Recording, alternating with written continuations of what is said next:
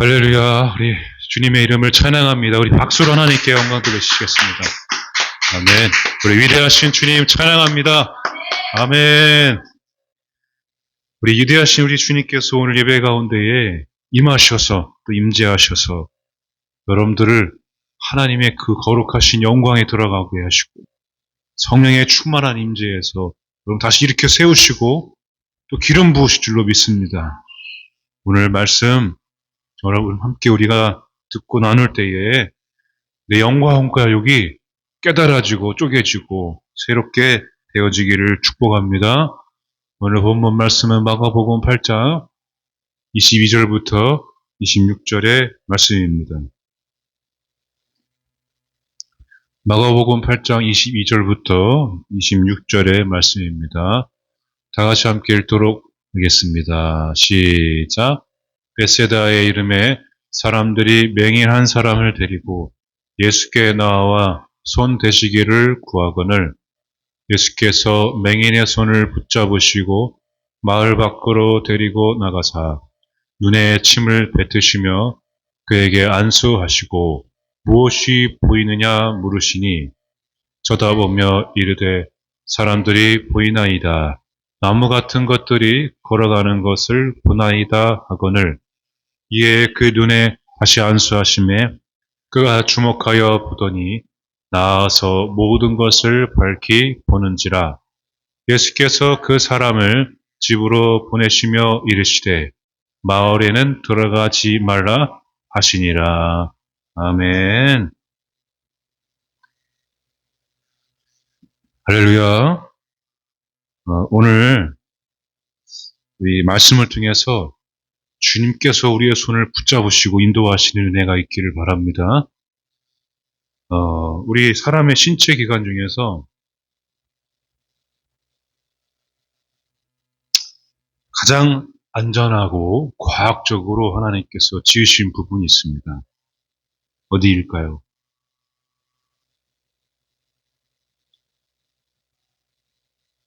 어디일까요? 지금도 또 여러분은 저를 보면서 어디를 계속 움직이고 있을까요? 바로 이 눈동자. 눈동자 위에 뭐가 있죠? 안경 벗으면 안 됩니다. 눈동자에 뭐가 있냐면은 눈꺼풀이죠. 이 눈이 지금도 계속 끔빡끔빡 거리고 있습니다. 인간의 신체 부위 중에서 계속 쉬지 않고 움직이는, 가만히 있어도 움직이는 거, 이 눈꺼풀입니다. 지금도 움직이고 있죠? 움직이나요? 내가 의식하지 않아도 계속 움직이는 게 이게 눈꺼풀입니다. 생각해보면은 굉장히 놀랍죠? 눈을 보호하기 위해서 하나님께서 이제 과학적으로, 정말로 신박하게, 신묘막측하게 눈꺼풀을 만들어 주셨습니다. 감으면은 어둠이 보이고, 뜨면은 빛이 보이고, 놀랍지 않으십니까? 눈을 창조하실 때 이 눈꺼풀을 창조하셨는데, 이 성경에도 보면은요, 하나님께서 또 말씀하실 때 내 눈동자와 같이 지켜주신다는 말씀이 있어요. 시편에도 다윗이 고백한 말씀이 있는데, 눈동자, 볼까요? 말씀을 먼저.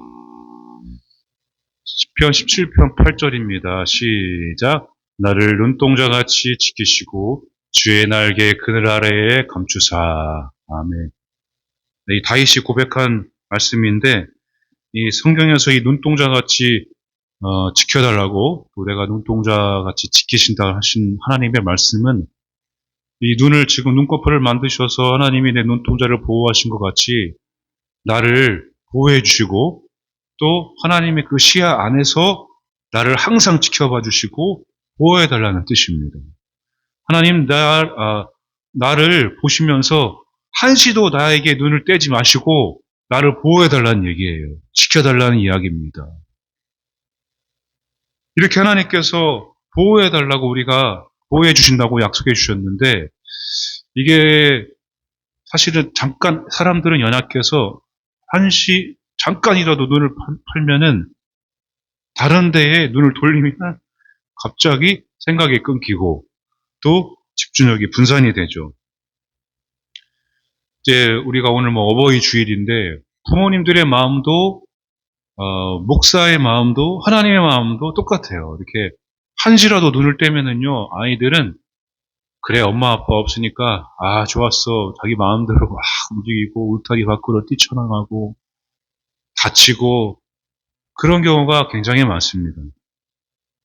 목사의 마음도 마찬가지고 우리 양떼들을 돌보지만은 우리 양떼들에게 한시라도 눈을 떼면은요 이렇게 우리가 설교를 듣고 말씀을 듣고 우리가 예배를 드리지만 예배 끝나고 나면은 이제 노심초사 계속 목사들은 계속 기도할 수밖에 없어요. 중보하고 우리 양떼들을 지켜달라고 저 늑대들로부터 세상으로부터 지켜달라고 기도할 수밖에 없고 하나님은 또 어떠시겠습니까? 하나님은 끊임없이 주무시지도 아니하시고 항상 우리와 함께 동행해 주시고 붙들어 주셔서 계속 우리를 끌고 가고 계시잖아요. 오늘 이 다윗의 고백도 그렇고 우리 말씀을 들으면서 하나님께서 여러분들의 인생을 붙드시고 눈동자같이 지키시는 은혜가 있기를 축복합니다. 우리 오늘 말씀에 이 눈에 대해서 나와요. 사실은 이제 맹인에 대해서 나오는데 맹인 이 눈이 얼마나 이만큼 중요하냐면은 하나님도 그렇게 눈동자를 말씀하시지만은 하나님 다음으로 이 눈의 중요성을 알았던 존재가 있습니다. 바로 인간 말고 마귀입니다. 마귀. 하나님께서 아담과 하와에게 이 선악과를 너희들이 한번 보면 죽을 것이다 이렇게 말씀하셨는데 뱀이 이 하와를 꿰 때에 이걸 먹으면 뭐라고 했습니까? 너희 눈이 밝아질 것이다 이렇게 얘기했어요. 눈이 얼마나 중요한지를 뱀이 알고 있었다는 거죠. 말씀 한번 읽어볼까요? 창세기 3장 5절 7절 너희가 그것을 먹는 날에는 너희 눈이 밝아져 하나님과 같이 되어 선악을 알 줄 하나님이 아심이라. 여자가 그 나무를 본즉 먹음직도 하고 거함직도 하고 지혜롭게 할 만큼 탐스럽기도 한 나무인지라. 여자가 그 열매를 따먹고 자기와 함께 있는 남편에게도 주매 그도 먹은지라. 이에 그들이 눈이 밝아져 자기들이 벗은 줄을 알고 무화과나무 잎을 엮어 치마로 삼았더라. 여기 뱀이 이제 하와를 깨는 장면이 나오는데 뭘 가장 많이 이용하고 있습니까? 눈을 가장 많이 이용하고 있습니다. 여러분 보는 것이 그러니까 얼마나 중요한지 몰라요. 여기 6절에 보면은 여자가 그 나무를 본즉 먹음직도 하고 모함직도 하고 탐스럽기도 하고 본다는 것이 축복이지만 너무나도 중요하다는 것을 여러분 기억하시기 바랍니다. 특별히 영적 분별력을 잃어버린 눈은 눈뜬 소경과 마찬가지입니다. 우리가 인생을 살면서 오늘 예배드리는 이 순간과 또 세상에 나가서 또 세상에 내가 믿음을 가지고 살아가야 되는데 오히려 세상에 또 종로로 타는 인생이 된다면 내가 눈은 떠 있지만은 영적인 분별력을 잃어버리고 살게 되는 것입니다. 여러분 말씀을 읽고 듣고 우리가 계속 주님을 바라봐야만 세상을 바라보는 눈이 영적인 분별력을 가지고 살아갈 수가 있게 되는 것입니다. 많은 사람들이 있어요. 주위에 동료들도 있고 직장 동료, 사업하면서 또 가족들도 있고 자, 이 사람에게 또 내가 또 저 사람에게 항상 인간은 그렇게 연결이 되어 있습니다. 근데 이 사람을 내가 영적으로 영혼으로 볼 것인가? 그냥 장사하는 사람, 사주는 사람, 일하는 사람, 인간으로 볼 것인가는 나에게 달려 있어요. 내가 하나님께서 바라보는 시선으로 저 사람을 바라보면 그 사람이 영혼으로 바라볼 수가 있게 됩니다. 연약한 인간들이죠. 영적 분별력을 가지고 볼 수 있으려면은 내가 말씀을 읽고 말씀을 통해서 내 눈에 있는 눈꺼풀, 그러니까 덮여 있는 그 비늘들 있죠? 그것들이 다 벗겨져야 됩니다, 여러분. 여러분 오늘 말씀 들으시면서 마음속으로 주님, 내가 그동안 주님께서는 나에게 계속 말씀하셨는데 저 영혼을 바라볼 때, 이 세상을 바라볼 때 그냥 악한 곳으로, 그냥 나쁜 곳으로 바라봤습니다. 내 영의 눈을 열어 주시옵소서. 내 영의 눈을 열어 주시옵소서. 저 영혼을 하나님의 시선으로 바라볼 수 있는 그런 말씀으로 나를 조명하시고 빛을 비추어 주시옵소서. 기도해 보시기 바랍니다.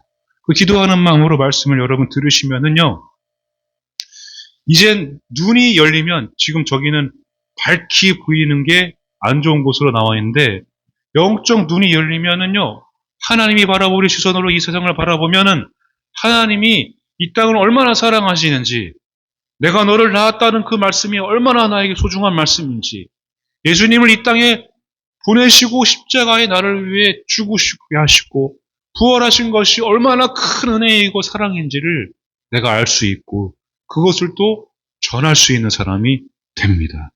오늘 이 말씀, 이 눈을 뜨게 해달라고 하면서 여러분 기도해 보시기 바랍니다. 말씀을 들으시기 바랍니다.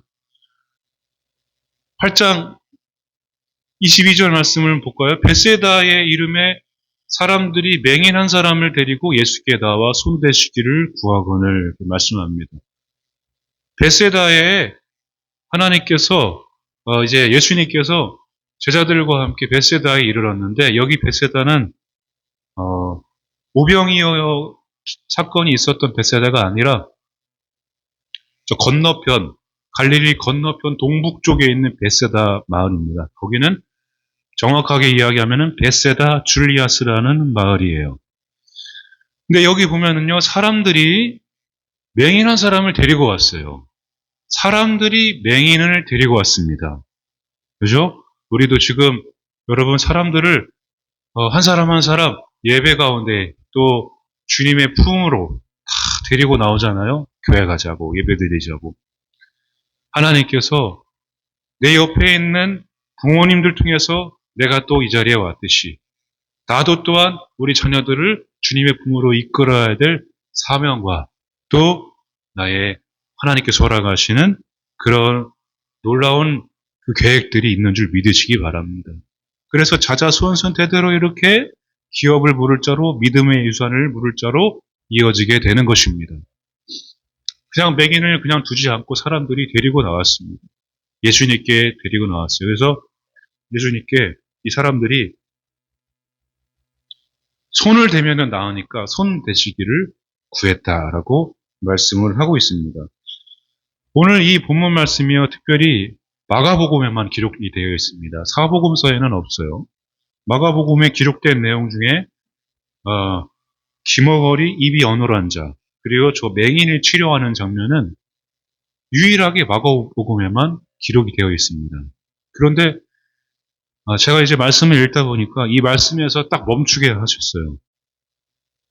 그리고 독특한 그런 장면들이, 사건들이 이 장면에 많이 나옵니다. 사람들이 맹인을 데리고 나왔는데 손을 대시기를 예수님께 구했습니다. 그런데 다음 말씀을 보시면은 예수님께서 어떻게 하셨냐면은 그 자리에서 보통 보면은 치료를 하시는데 예수님이 직접 맹인의 손을 붙잡으셔서 마을 밖으로 데리고 나가십니다. 여기서 이제 멈추게 되더라고요. 자, 예수님께서는 항상 보면은 치료해달라고 데리고 오거나 아니면은, 치료해달라고 또 원하면 말씀으로도 치유하시고 손을 대면은 즉시로 낫고 막 그러는데 여기에서는 주님께서 이 맹인을 사람들, 이 무리들로부터 떼어내십니다.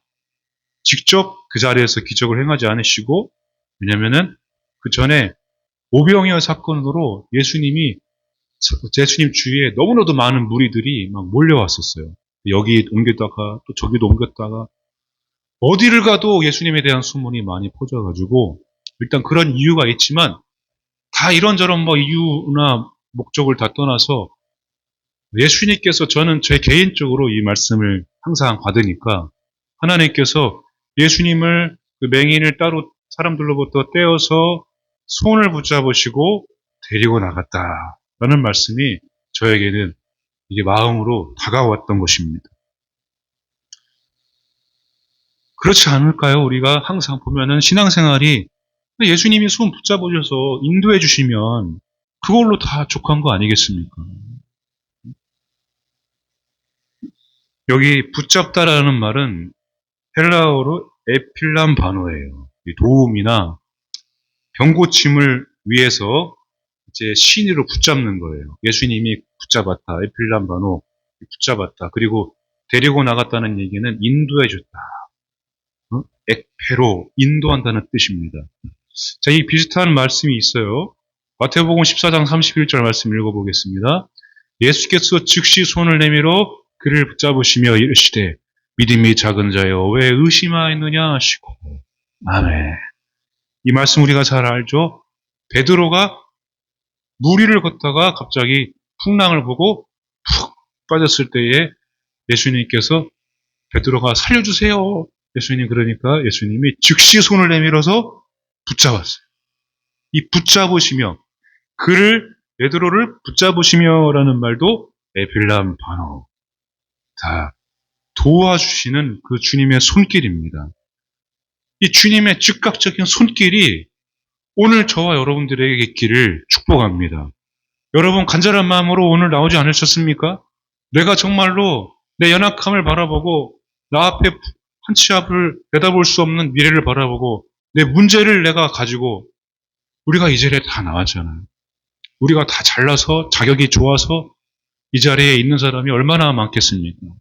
주님께서 의롭다 여겨주셨기 때문에 우리가 이 시간 주님 전에 올라와 예배드리는 거 아니겠습니까? 어떻게 인간인 목사가 지성소에 올라와서 하나님의 말씀을 대언합니까? 제가 잘나서 제가 자격이 많아서가 아니라 하나님께서 예수 그리스도의 십자가의 그 보혈과 그 의를 통해서 저를 의롭다 여겨주시고 긍휼히 여겨주셔서 기름 부으셨기 때문에 제가 이 자리에서 하나님의 말씀을 대언하고 있는 것입니다. 여러분, 하나님께서 예수님께서 오늘 베드로를 즉각적으로 손을 붙잡으십니다.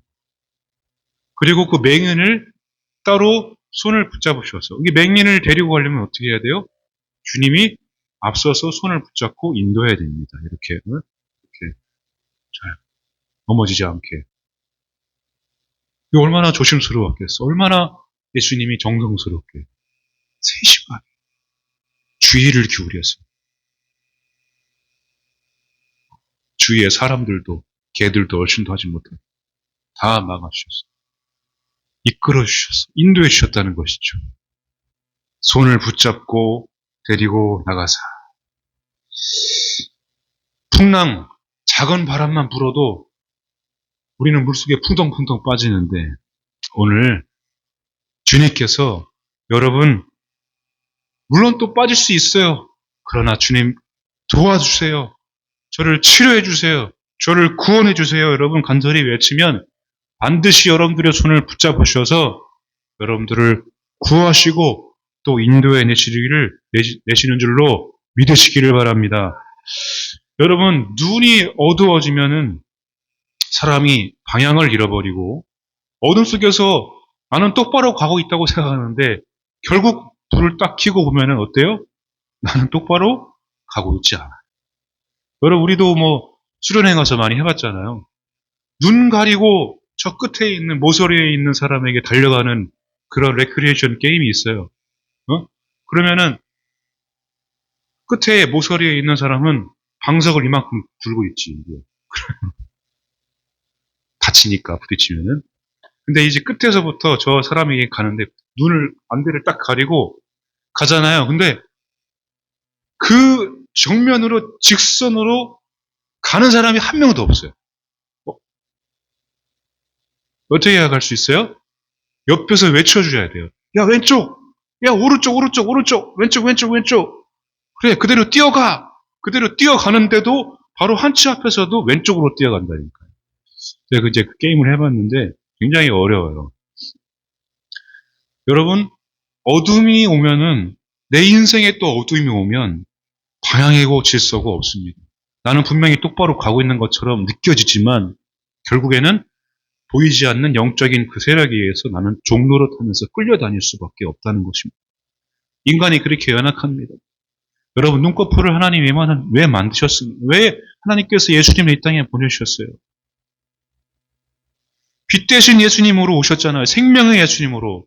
빛을 비추셔서 너희들이 똑바로 걸을 수 있게, 걸을 때 넘어져도 내가 또 손을 잡아서 이렇게 세워줄 수 있게 예수님을 빛 대신 예수님으로, 생명의 예수님으로 우리에게 보내주신 것입니다. 그 예수님을 여러분들이 오늘 붙잡으시기 바랍니다. 여러분 기도하시면서 예수님, 저의 손을 붙잡아 주세요. 저는 오늘도 이렇게 눈을 감으면 이 어둠을 내가 걷는 것처럼 방향을 잃어버릴 때가 얼마나 많은지 모릅니다. 작은 풍랑에도 풍덩풍덩 빠질 때가 얼마나 많은지 모릅니다. 여러분, 나의 연약함을 고백하고 주님 제 손을 붙들어 주시옵소서 이렇게 기도하시며 말씀을 여러분 붙드시기 바랍니다. 여러분, 예수님 손에 붙들릴지어다. 예수님 손에 붙들릴지어다. 그러니까 오늘 앞서 우리 10편, 17편 8절의 다윗의 고백처럼 나를 눈동자같이 지켜주신다. 그건 무슨 말입니까? 예수님께서 내 손을 붙잡으신다는 거예요. 눈동자같이 붙잡으시고 빛으로 인도하시는 거죠.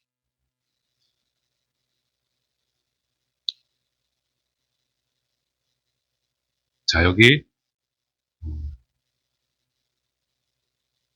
23절입니다.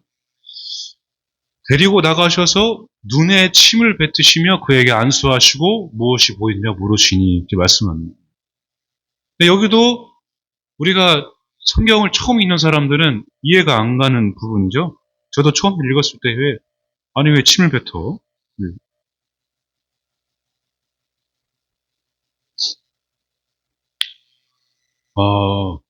침을 뱉는 장면이 몇 군데 나옵니다. 그렇죠?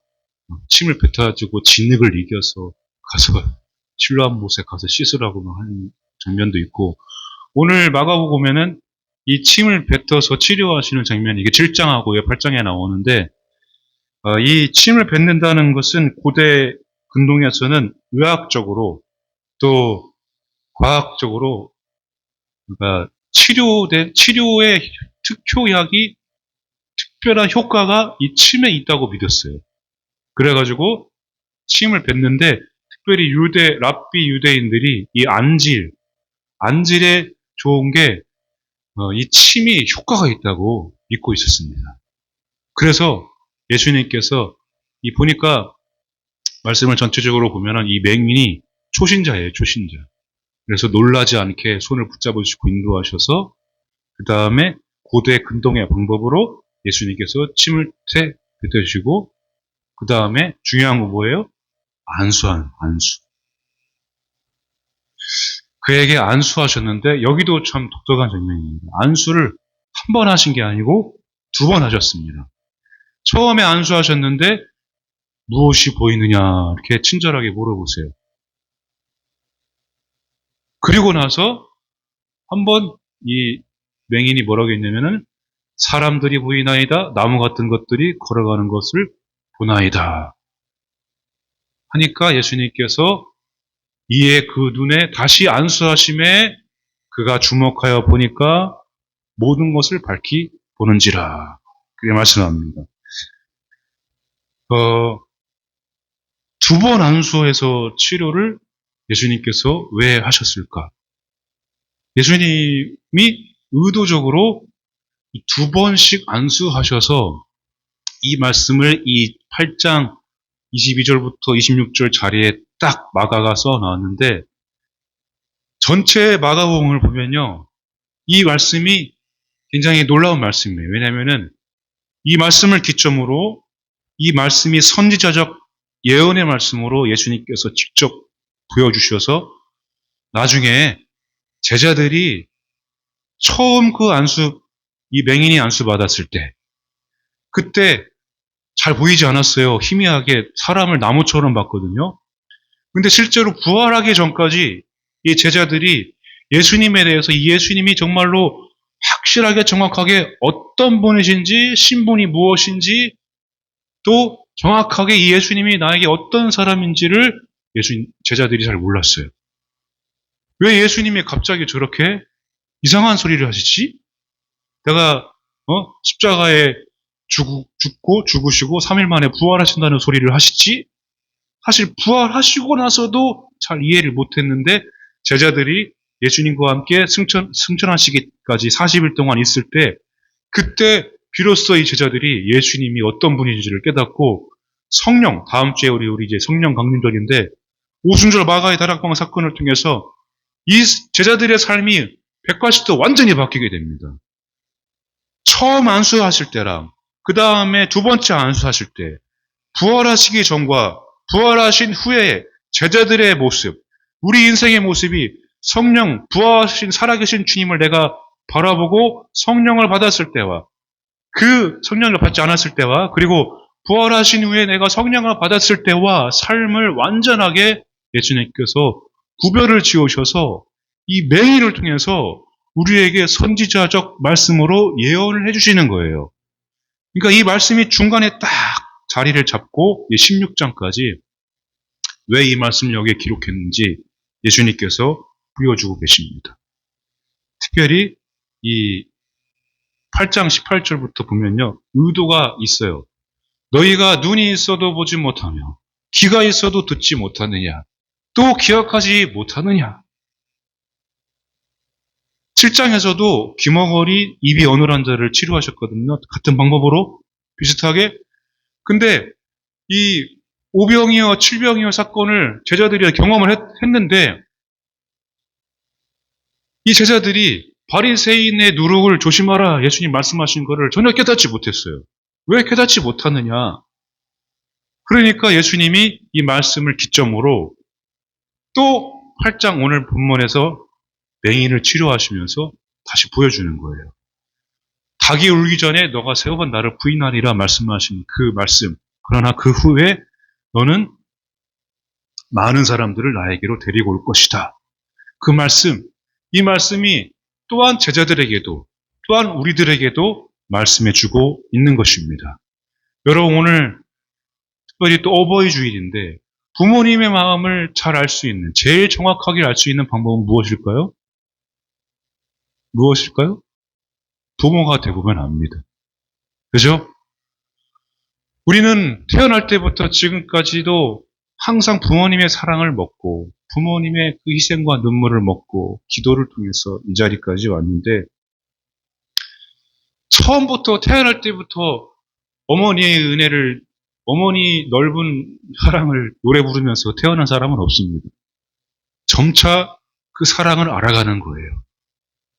여러분 예수님도 마찬가지죠.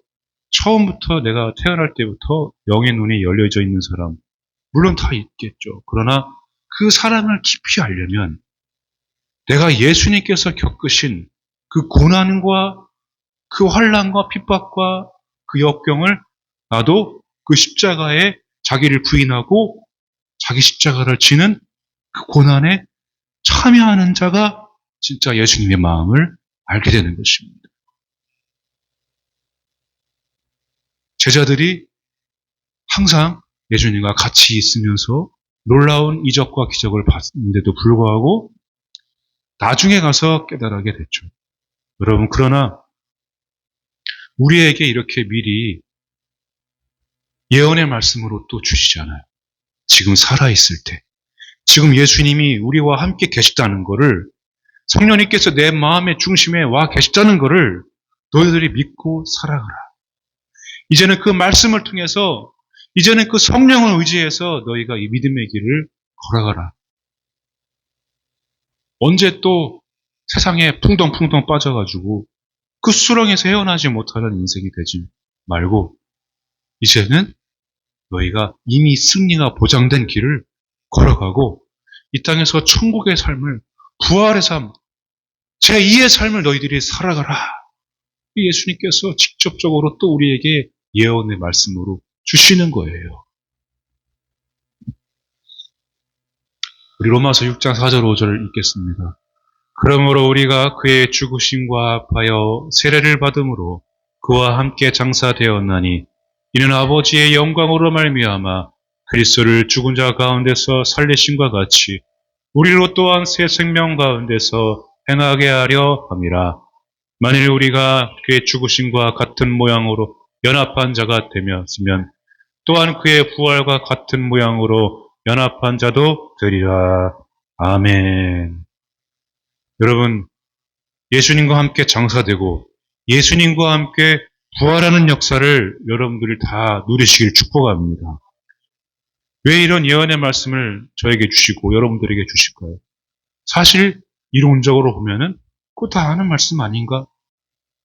그러나 실제 그 고난에 참여하여 예수님과 함께 장사되고 예수님과 함께 부활하는 사람은 시간이 갈수록 더 적어질 것입니다. 이제는 자기 생각으로, 자기 주장으로, 자기 방법과 경험으로 살아가는 세상이 되었습니다. 신앙, 내 믿음 하다가 내 믿음의 수렁에 빠지게 되죠. 주님께서 함께 하시는 그 믿음.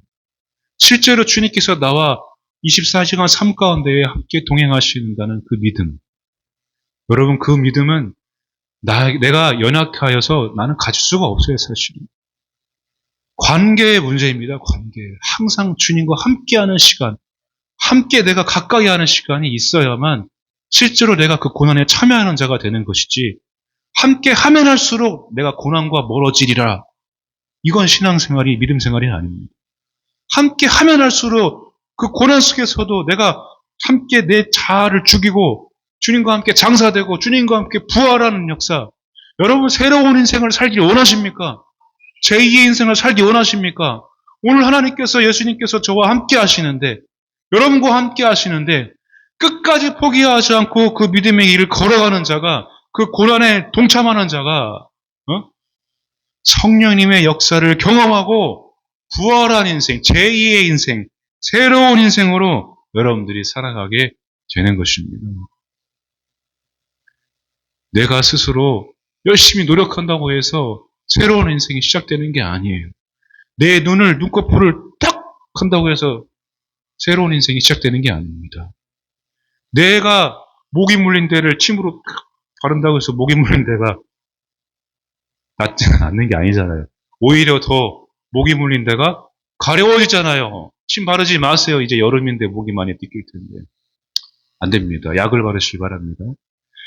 하나님께서 내 영의 눈을 오늘 찬양하고 기도하실 때 내 마음의 눈, 내 영의 눈을 열어주세요.